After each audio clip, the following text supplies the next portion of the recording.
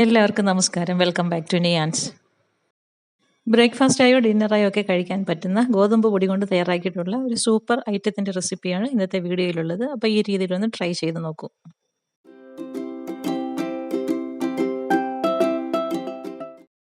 ഇത് തയ്യാറാക്കുന്നതിന് വേണ്ടി ഒരു കപ്പ് ഗോതമ്പ് പൊടി ഒരു ബൗളിലേക്ക് ഇട്ട് കൊടുക്കാം.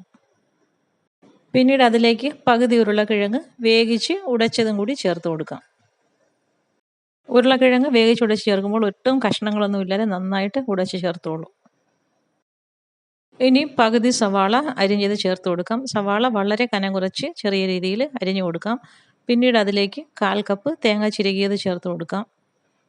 ഇനി ഒരു പച്ചമുളക് ചെറുതായി അരിഞ്ഞത് ചേർത്ത് കൊടുക്കാം. 1/2 ടീസ്പൂൺ ചില്ലി ഫ്ലേക്സ് ചേർത്ത് കൊടുക്കാം. പിന്നീട് കുറച്ച് മല്ലിയില വളരെ ചെറുതായി കട്ട് ചെയ്തത്, ആവശ്യത്തിന് ഉപ്പും ഒരു നുള്ളു ബേക്കിംഗ് സോഡയും കൂടി ചേർത്ത് കൊടുത്ത് നന്നായിട്ടൊന്ന് മിക്സ് ചെയ്ത് കൊടുക്കാം.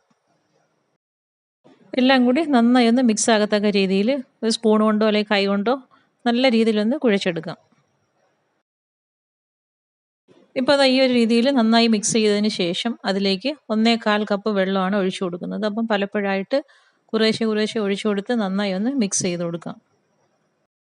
അപ്പോൾ ഇത്ര ഒരു അളവിന് കറക്റ്റ് 1/4 കപ്പ് വെള്ളമാണ് ഇതിനു വേണ്ടി ആവശ്യമായിട്ട് വരുന്നത്. ആ ഒരു കൺസിസ്റ്റൻസിയിൽ ഇത് തയ്യാറാക്കി എടുക്കാം.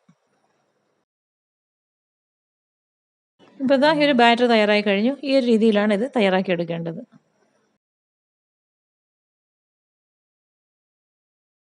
ഇനി നന്നായി ചൂടായി കിടക്കുന്ന തവയിലേക്ക് ഇതിന്ന് ഓരോ സ്പൂണ് കോരി ഒഴിച്ച് നല്ലതുപോലെ ഒന്ന് പരത്തി കൊടുക്കാം. ഇത് പരത്തി കൊടുക്കുമ്പോൾ ഒരുപാട് സ്പീഡിലിട്ട് പരത്തരുത്. അങ്ങനെയാണെങ്കിൽ ഇത് തവയിൽ ഒട്ടിപ്പിടിക്കും. അപ്പം വളരെ സൂക്ഷിച്ച് ഇതേപോലെ കനം കുറച്ചൊന്ന് പരത്തി കൊടുക്കാം. ഈ മാവ് ഒഴിച്ചു കൊടുത്ത് ഒരു 10 സെക്കൻഡ് 15 സെക്കൻഡൊക്കെ ആകുമ്പോഴേക്കും ചെറിയ ബബിൾസ് വന്ന് തുടങ്ങും. അപ്പോൾ ഈ ഒരു സമയത്ത് നമുക്കതിലേക്ക് കുറച്ച് വെളിച്ചെണ്ണയോ അല്ലെങ്കിൽ നെയ്യോ ഒഴിച്ചു കൊടുക്കാം. ഇപ്പോൾ എണ്ണ ഒഴിച്ചു കൊടുത്തപ്പോൾ തന്നെ നന്നായിട്ട് ബബിൾസ് ആയിട്ട് വരാൻ തുടങ്ങിയിട്ടുണ്ട്. അപ്പോൾ ഈ ഒരു സമയമാകുമ്പോഴേക്കും നമുക്കിതിനെ മറിച്ചിട്ട് കൊടുക്കാം. മറിച്ചിട്ട് കൊടുക്കുമ്പോൾ സൈഡൊക്കെ നന്നായിട്ടൊന്ന് വിടുവിച്ചതിന് ശേഷം പതുക്കെ ഒന്ന് മറിച്ചിട്ട് കൊടുക്കാം.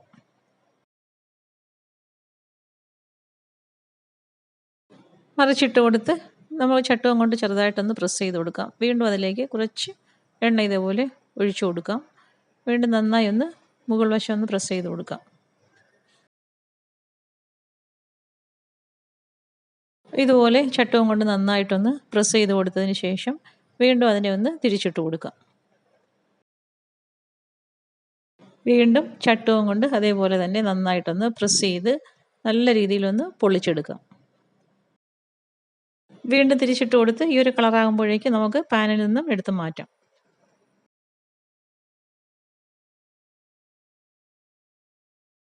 ഇനി അടുത്തത് ഇതേപോലെ തന്നെ തയ്യാറാക്കിയെടുക്കാം. മാവ് ഒഴിച്ചു കൊടുത്ത് പരത്തുന്ന സമയത്ത് പ്രത്യേകം ഒന്ന് ശ്രദ്ധിക്കണം. പരത്തുമ്പോൾ ഒരുപാട് സ്പീഡ് കൂടി പോയാൽ ഇത് സ്പൂണിൽ ഒട്ടിപ്പിടിക്കും. അപ്പം അതിനനുസരിച്ച് ഇത് പരത്തി കൊടുത്തോളൂ. വീണ്ടും നേരത്തെ ചെയ്തതുപോലെ തന്നെ ഓയിൽ ഒഴിച്ചു കൊടുത്ത് ചെറിയ ബബിൾസ് വരുമ്പോൾ അതിനെ തിരിച്ചിട്ട് കൊടുക്കാം. തിരിച്ചിട്ട് കൊടുത്തതിന് ശേഷം ചട്ടുകം കൊണ്ടൊന്ന് പ്രസ് ചെയ്ത് കൊടുക്കാം. വീണ്ടും കുറച്ച് ഓയിൽ ഇതേപോലെ ഒഴിച്ചു കൊടുക്കാം. ഓയിൽ വളരെ കുറച്ച് മാത്രം മതി. ചെറുതായ രീതിയിലൊന്ന് തേച്ച് കൊടുത്താൽ മതിയാകും. ഇനി ആ സൈഡും അതേപോലെ പ്രസ് ചെയ്ത് കൊടുത്ത് ചെറിയ ബബിൾസ് വരുമ്പോൾ വീണ്ടും ഒന്നുകൂടി ഒന്ന് തിരിച്ചിട്ട് കൊടുക്കാം.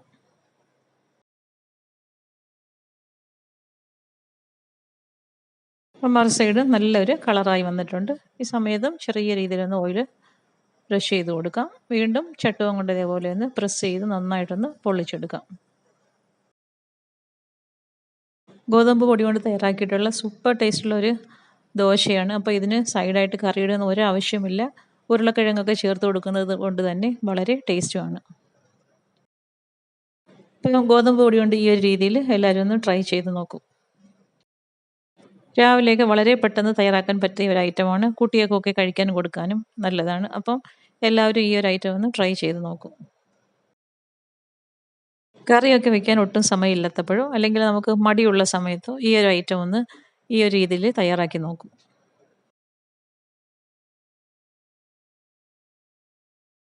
വീഡിയോ ഇഷ്ടമായി ലൈക്ക് ചെയ്ത് സബ്സ്ക്രൈബ് ചെയ്ത് സപ്പോർട്ട് ചെയ്തേക്കൂ.